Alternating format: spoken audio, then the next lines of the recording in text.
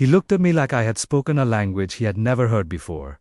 My uncle, the man who raised me, trained me, and used me standing frozen, as if he was trying to remember who I was. And behind him stood his polished little circle, his wife, her brother, and the cousin they pushed into the business, like he was born for it, all wearing polite confusion over the smugness they never bothered to hide. And in that moment, I realized what years of loyalty had blinded me. I was never family.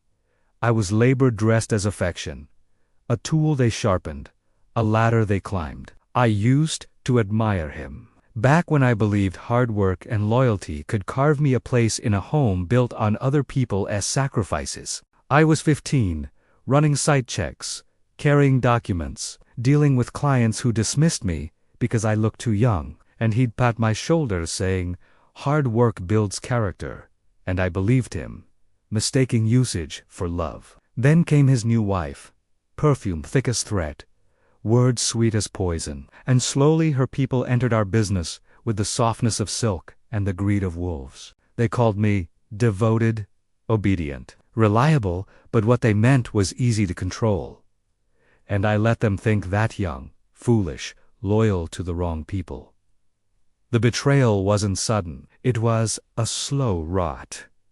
First documents disappeared from my desk, then meetings were held without me, then projects I built from scratch were handed to the cousin. And then came the final blow, my name quietly erased from shareholder records under the cover of a routine structural update. I learned the truth from an email never meant for me, buried under spreadsheets.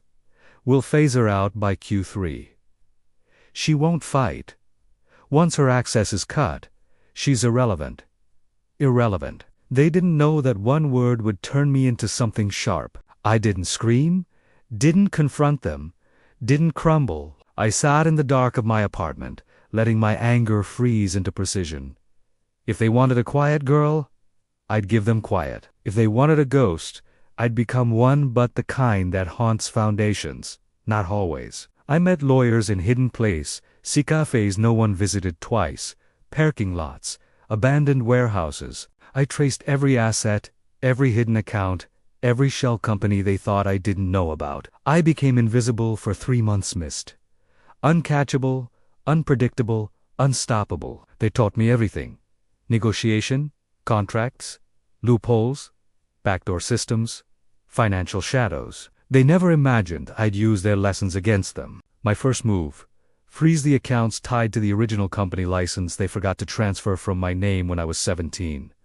A tiny error, a fatal one. Second, acquire all their debts, which the cousin had buried under fake invoices and mismanaged cards. They never checked the lenders, they never imagined the lender was me. Third, quietly notify the board using silent partnerships, old agreements, and voting stacks they signed, believing I was too naive to understand. By the time they realized half the firm was legally mine, the decision had already passed in a unanimous vote, my vote.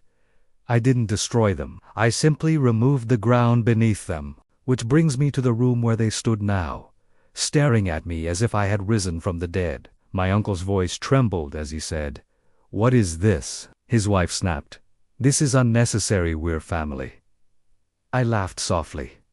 "No. You're opportunists, and I'm the one holding the exit door." I placed a folder on the table, the signatures they gave willingly over the past year, believing each paper was routine, harmless, insignificant.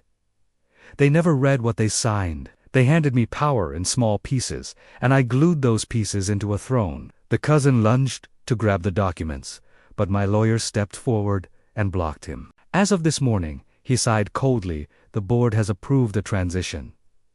She is now the sole executive. Your access has been terminated." The wife gasped. The cousin cursed. And my uncle looked like his world had cracked. "You planned this," he whispered, not accusing, realizing. "No," I said. "You did. The day you tried to erase me." His face shifted from confusion to understanding to defeat. He had trained me to survive, and he never expected he'd be the one I survived. I placed my old access card in front of him. "A souvenir," I said. "From the day you decided I was irrelevant, Then I walked away, my footsteps echoing on the marble floor they once told me to avoid, the city stretching before me like a kingdom awakening. My kingdom. I didn't feel triumphant or giddy, just free. People think revenge is loud, but they're wrong. Real revenge is quiet, a locked door behind you, a silence you never have to break. They thought I wanted their family name, but I never wanted their name. I wanted my own. And now, the whole city knows it.